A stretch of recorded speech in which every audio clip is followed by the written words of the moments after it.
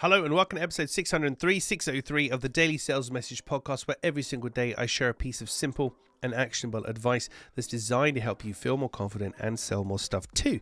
Now, in today's episode, as I check my notes, we're talking about, I don't have to check my notes, I've just started the episode, never mind. We're talking about post-purchase problems. Post-purchase problems. Very alliterative, very easy for you to say. Post-purchase problems. So this happens when somebody buys something from you and it creates another need on top of that. So if you sell somebody a car, now they have a need to find a charging station or buy petrol or have it serviced. Or in the UK, we have an MOT, a safety test. So when somebody buys from you, it actually creates other, problems probably not the best term to use there, other challenges, other opportunities, other things that your buyer will need.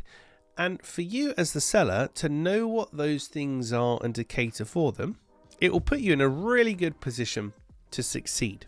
So what I want you to think about today for your product or your service, when somebody buys it from you, presuming all goes well and you deliver on your promises and you do what you're supposed to do, what other needs come up for them? What other problems, what other opportunities? Think about what they are, list them out, and then do you solve them? If you do, make sure you tell your buyers about it. If you don't, could you create a new product or service to solve those problems and meet those needs? Because you're leaving money on the table. People are buying one thing from you. You're doing what you need to do. They're coming up to another problem, and now they're being forced to go elsewhere because you don't cater to that challenge, that problem, that opportunity. So that's the moral of the story for today is when somebody buys from you, what problems would they face thereafter? Do you help with those problems and you talk about it? Or could you help with those problems and talk about it? Because it allows you to better serve your customer, your client, your buyer, better serve them and give them more of what they need. And of course, on the flip side, it's another source of revenue for you, another source of profit if you're selling new things and more things to people.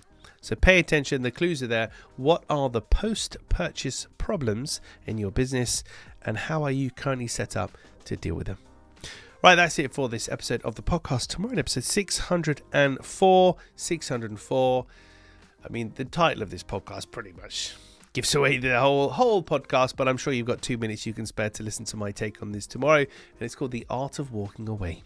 The Art of Walking Away, that's what we're going to be covering in tomorrow's episode. In the meantime, if you haven't already, please hop on over to LinkedIn. You'll find me there, James Newell, Clear Sales Message.